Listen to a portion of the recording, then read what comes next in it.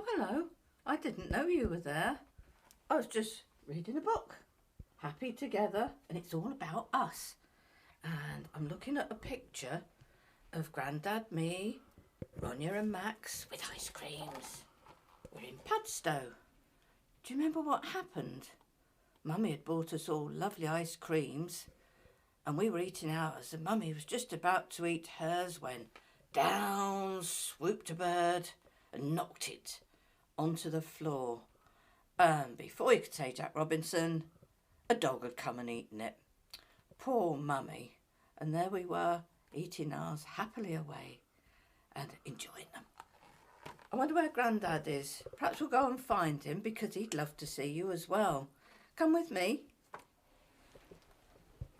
I think he might be in the bedroom. He's getting ready for bed. He's a tired boy, really. We might have woken him up with the door. I wonder where Grandad is. Oh, this is a good story, this one is. Did I hear somebody in the bedroom? Somebody in here? Somebody in here? There is. Oh, there is. We're in here.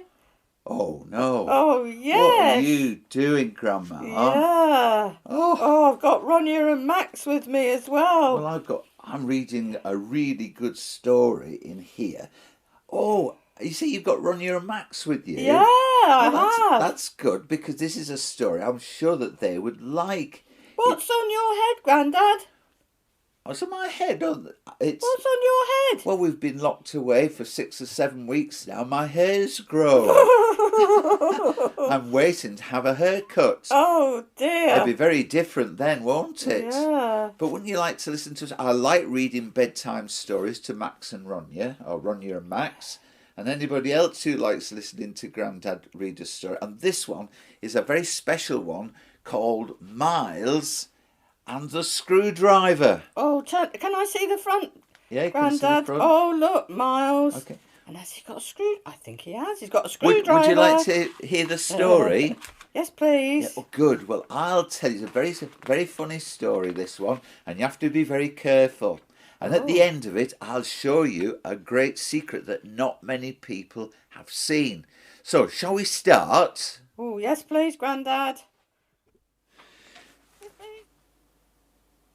Right, I'll begin. Miles was a pain in the neck, but you could not help liking him, for life was never dull when he was around. One day he found an old screwdriver and began to experiment. First of all, he took the little screw out of his pencil sharpener just to see how it worked. It fell to bits. "Never mind," said Miles. "I'll put it together tomorrow." Then he took the screws out of the other toys in his room just to see how they worked. They all fell to bits. "Never mind," said Miles. "I'll put them together tomorrow." Then he went downstairs and took all the screws out of the telephone. It fell to bits. "Never mind," said Miles. "I'll put it together tomorrow." Before long, Miles had taken the screws out of the washing machine, the television, the refrigerator, the toaster, the stereo, the cooker, his bicycle, the iron, the radio, his dad's camera, and lots of other things. "Never mind," said Miles, looking at all the bits. "I'll put them all together tomorrow." "Go to bed," roared Miles' father when he came home from work and saw the mess. He was furious. Someone had even taken the screws out of the front door. It had fallen on him when he tried to open it. But that night, Miles could not sleep. He crept downstairs and began taking a few more screws out. He took all the screws out of his father's car. It fell to bits. Then he took all the screws out of the garage walls. That too fell to bits. Uh-oh. Then Miles started to undo all the screws holding the house together. The following morning, when Miles' mum and dad woke up, they felt something was wrong. The house was all wobbly. "Miles!" they shouted.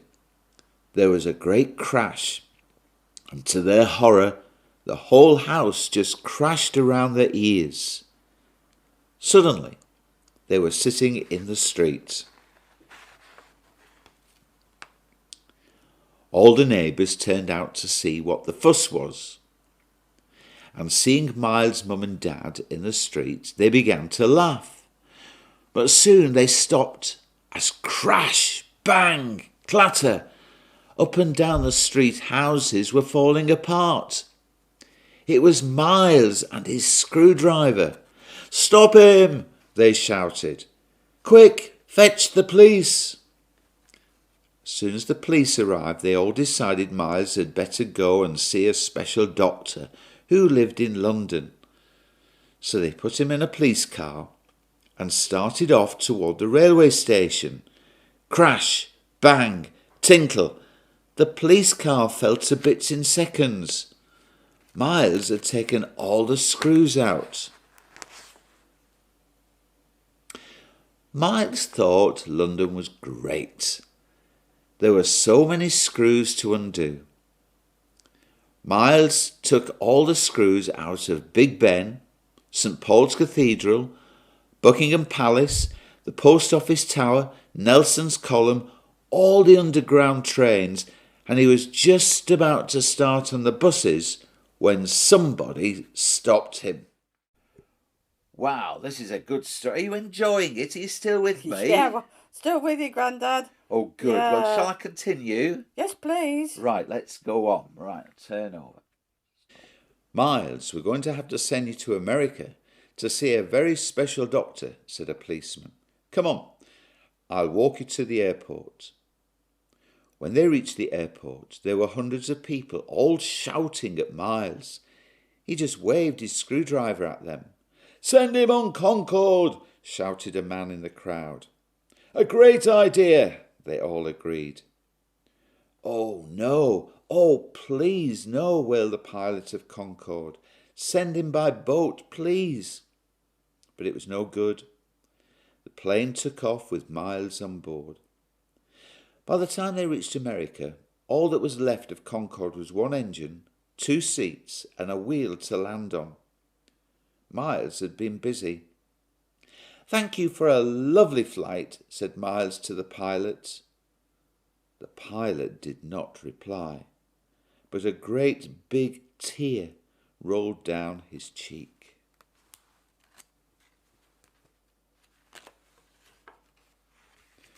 Miles thought America was wonderful. It was just full of things to undo. He set to work with his screwdriver. Buildings, bridges, buses, boats, nothing was safe. Miles was having a whale of a time. America was just falling to bits. Somehow, after wandering for some time, Miles found himself at the North Pole, right at the top of the world.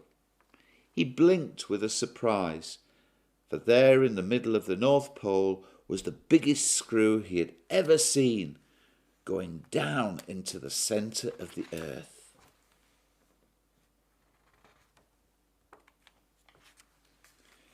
Carefully, Miles started to climb up the screw. "Just what do you think you are doing?" said a loud voice above him. Just undoing this screw, to find out how the world works," said Miles, not quite sure where the voice was coming from. "Why?" said the voice. I don't really know why," said Miles, not very happily. "Because I wanted to, I suppose."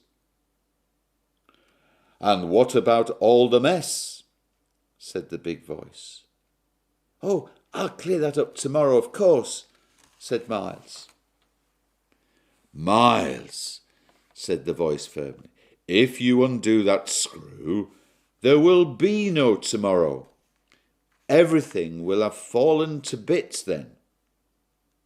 Now you listen very carefully to me. I am the Earth Maker, and if you want to know how things work, start by asking me.